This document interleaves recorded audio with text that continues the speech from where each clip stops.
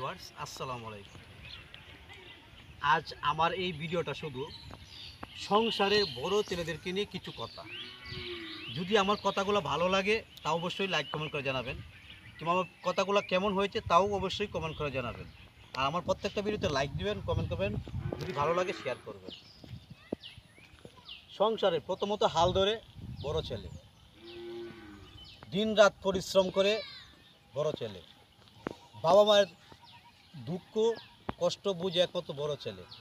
সেই ছোটো থেকে হাল ধরার পর দিনে রাতে পরিশ্রম করে কষ্ট করে ছোটো ভাই বোনদেরকে লেখাপড়া শিখিয়ে এই ছোটো থেকে তিলে তিলে তিলে তিলে বড় করার পর যখন বড় ছেলেটা সেও বিয়ার সময় যখন হয়ে যায়, সে তখন বিয়া শাদি করে।